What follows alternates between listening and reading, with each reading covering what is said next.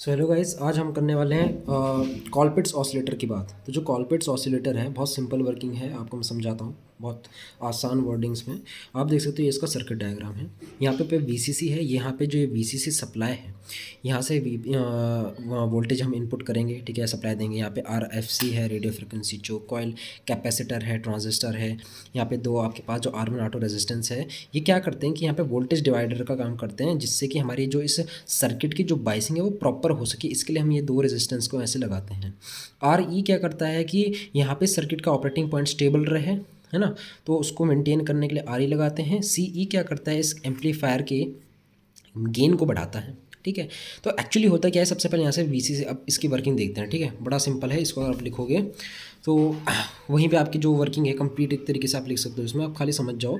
VCC से हम क्या करते हैं, जो वीसीसी है यहाँ से वोल्टेज सप्लाई होती है और धीरे धीरे यहाँ से क्या होता है, जो सप्लाई है हमारे रेडियो फ्रिक्वेंसी चोक कॉइल से होते हुए C1 C2 कैपेसिटर्स में जाती है। रेडियो फ्रिक्वेंसी चोक कॉइल क्या करता है, जो हाई डीसी करंट जो होती है उनको रोकता है ताकि हमारा जो सर्किट है ख़राब ना हो, ठीक है। C1 C2 क्या होता है, धीरे धीरे चार्ज होते हैं। जैसे यहाँ से सिग्नल आता है C1 C2 धीरे धीरे चार्ज होना चालू होते हैं। धीरे धीरे जब वो चार्ज होते हैं, एक टाइम ऐसा आता है कि जब ये दोनों फुली चार्ज हो चुके होते हैं। जैसे ही फुली चार्ज हो जाते हैं तो उस टाइम पे क्या होता है कि इसमें जो एनर्जी स्टोर होती है ना, जब ये चार्ज होते हैं तो कैपेसिटर के अंदर इलेक्ट्रिक फील्ड के फॉर्म में एनर्जी स्टोर हो जाती है।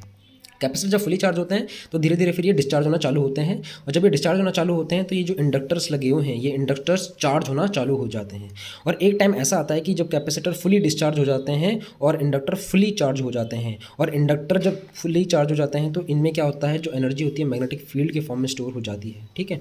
तो हमको जो ऑसिलेशंस यहाँ पे फ्रीक्वेंसी, यहाँ पे हमें आउटपुट, यहाँ पे आप देख सकते हो आउटपुट है, तो यहाँ से हमने जब वोल्टेज भेजी तो यहाँ पे हमें आउटपुट मिल गई, और वो आउटपुट मिलती है हमें इस फॉर्म में, साइन वेव की फॉर्म में।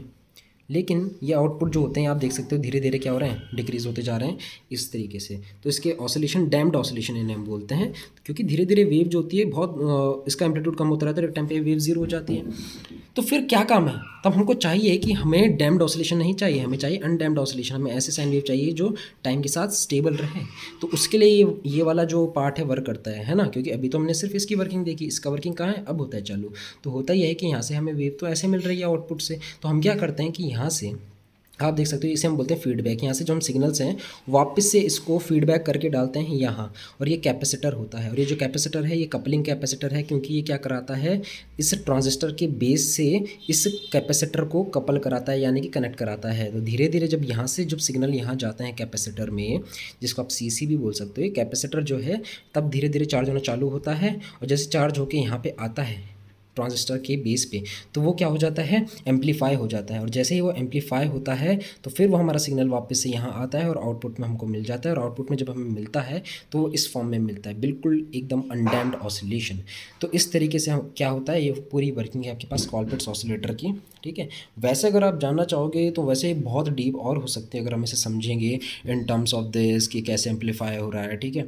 बट वो सब तो खैर तब बहुत एक्स्ट्रा हो जाता है। पेपर के पॉइंट ऑफ व्यू से ये बड़ा सिंपल है, इतना लिखोगे पूरे नंबर मिलेंगे, ठीक है। So thank you.